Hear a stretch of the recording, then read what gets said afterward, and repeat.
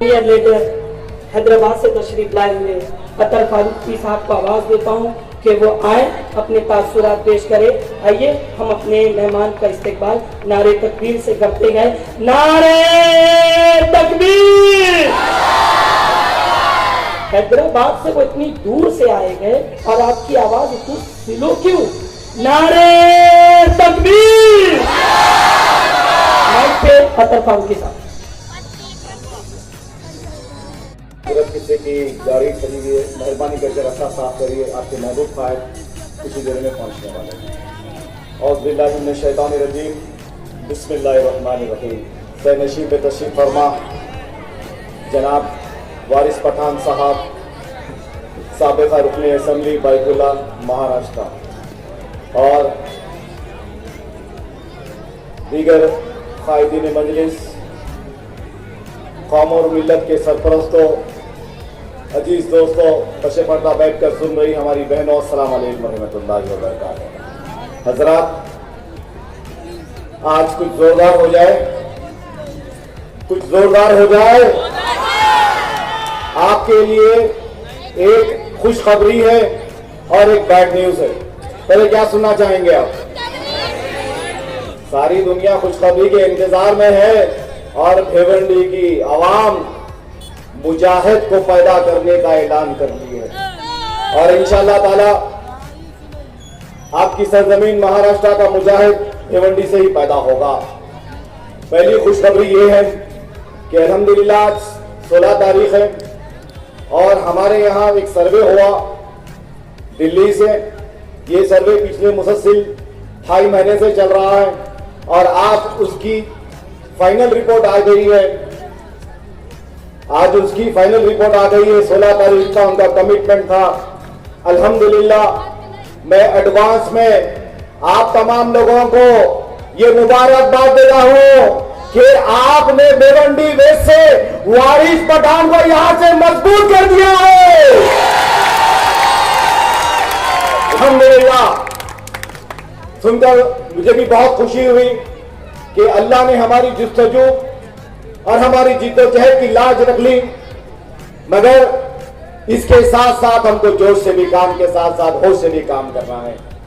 माजी में हमको देखने में ये मिला कि हबीब मिल्लत की मोहब्बत में लाखों का मजमा सड़कों पर उतर आता है।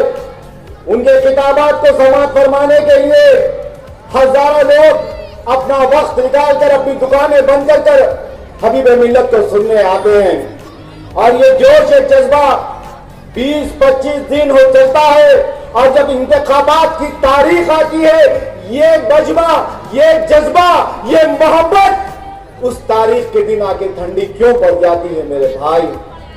आज हम हमारी कामयाबी 2 गज के 2 बालिश के फासले पर है। मैं आप तमाम लोगों से अपील कर रहा हूं कि अभी 3 दिन हमारे पास जो बचे हुए हैं, ये 3 दिन में जुस्तजू ऐसी बताओ कि यहां से हमारे उम्मीदवार भारी अक्सरियत से कामयाब हो।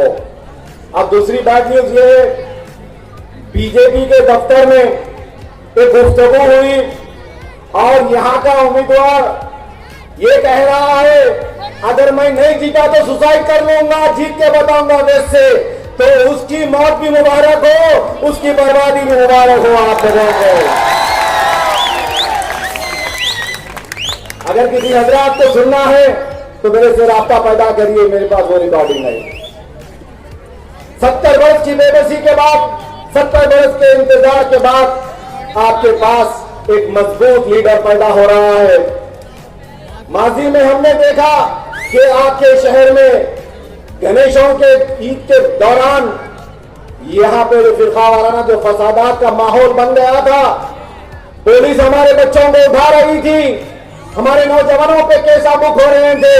तो एक खायादाता बैतुल्ला से आपकी सरजमीन भिवंडी में आकर पूरा रफा दफा कर दी 1 घंटे के अंदर, जिसको दुनिया वारिस पठान कहती है।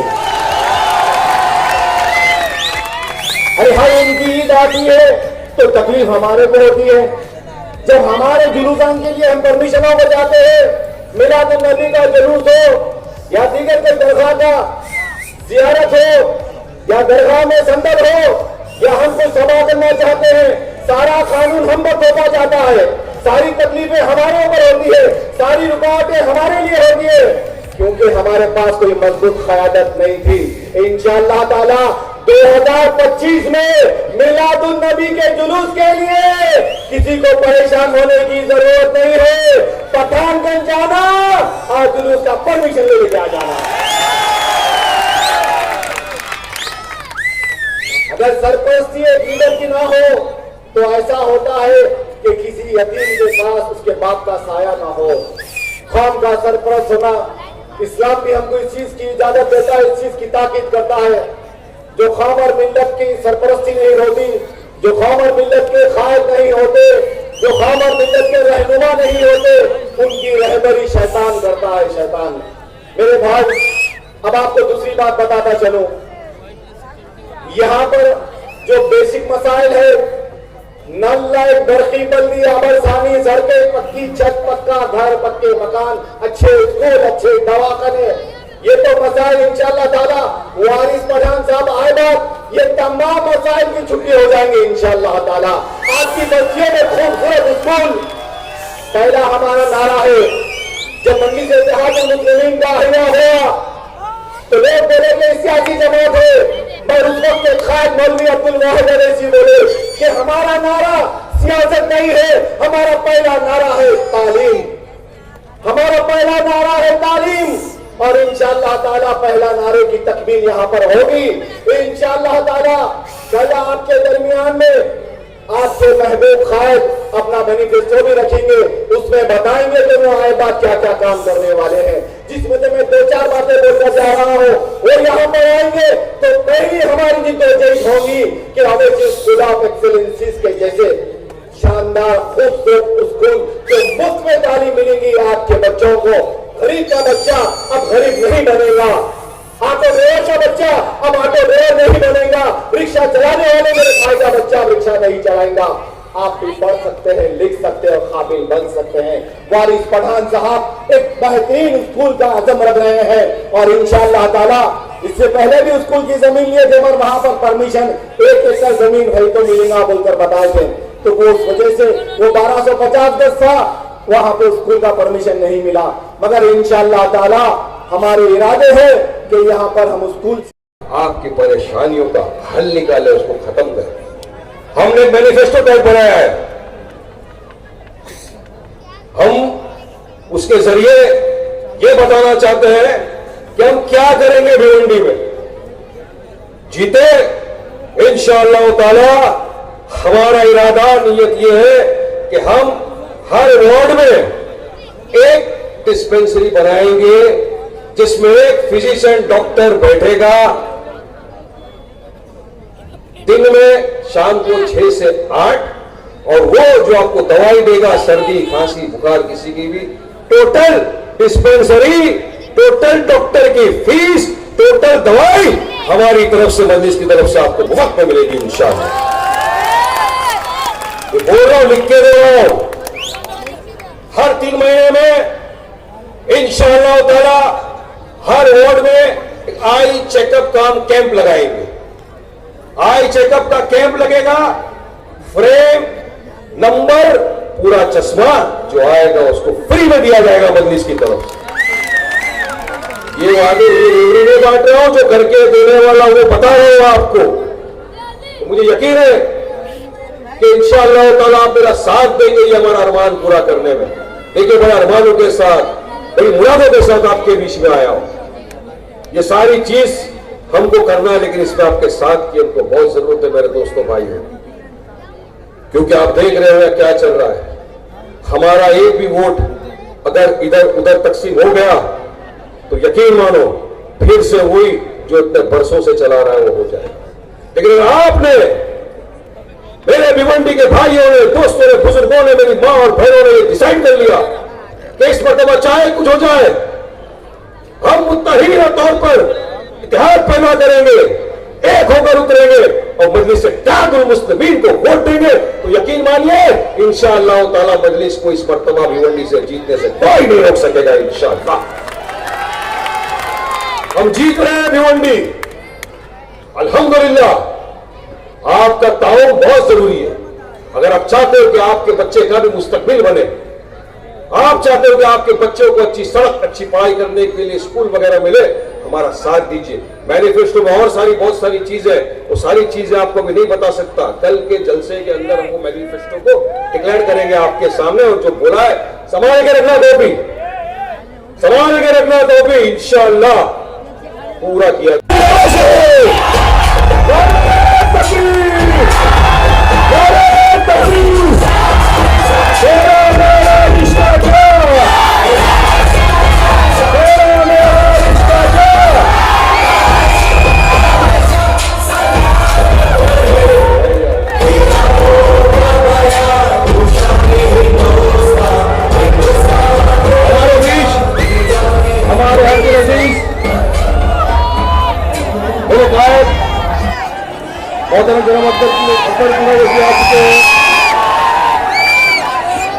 बात करके अपनी बात को खत्म करूंगा। 3 जन के बारे में मैंने आपको बता दिया है। आने के लिए हमारा अकबर काफी है।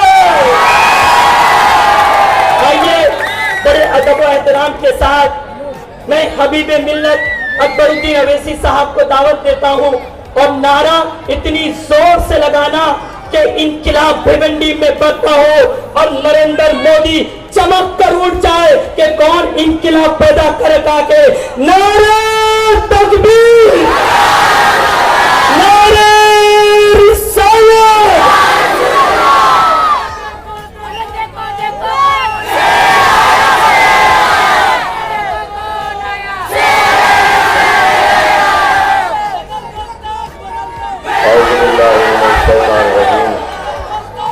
बिस्मिल्लाहिर्रहमानिर्रहीम।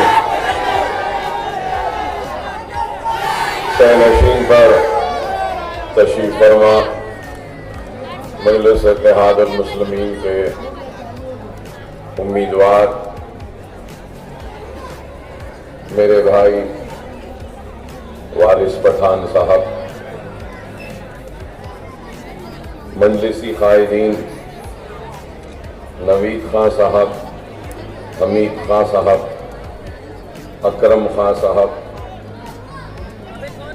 रवीश मोमिन साहब, हाजी अब्दुल हमीद साहब, और हैदराबाद से आए हुए मजलिसी कायदीन अत्तर फारूकी साहब, मीनार साहब,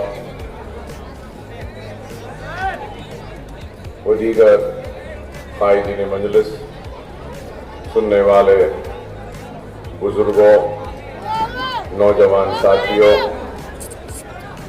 और मेरी इज़्ज़त-ए-माफ़ पर लनशीन माँ और बहनों, इंतखाबात का वक्त है। इंतखाबी सरगर्मियाँ अपने उरूज पर है,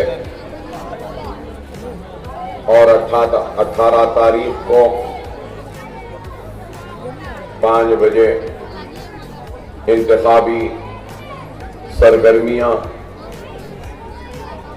इख्तिताम को पहुंचेंगी,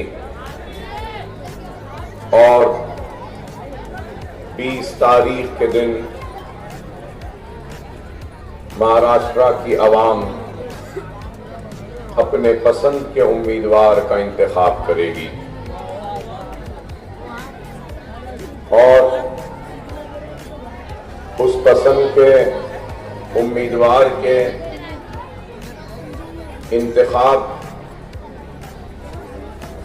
जो 20 तारीख को होगा, उसमें आप भी अपने हलके के अपने पसंद के उम्मीदवार का इंतखाब करेंगे। एक उम्मीदवार इंतखाब में आता है तो कई वादे, कई तयखुनात और कई उम्मीदों को जगाता है, और इंतखाब होता है।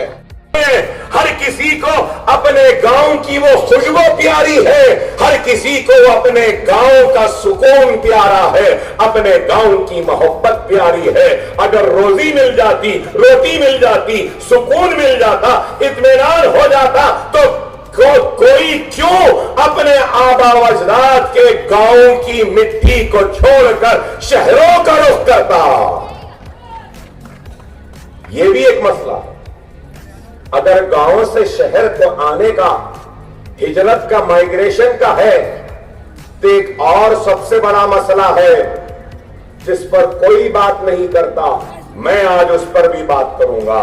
वो ये है कि हर पढ़ा लिखा काबिल सॉफ्टवेयर इंजीनियर, बेहतरीन डॉक्टर, बेहतरीन आर्किटेक्ट, बेहतरीन आर्टिफिशियल इंटेलिजेंस का एक्सपर्ट, बेहतरीन इकोनॉमिस्ट, बेहतरीन पीएचडी डॉक्टर आज हिंदुस्तान को छोड़कर अमेरिका जाता है, यूरोप जाता है, यूके जाता है। आपने गूगल, आपके फोन पे गूगल रहता है शायद ना, गूगल मालूम ना आप लोगों को? मालूम ना गूगल का हेड ऑफिस कहां है?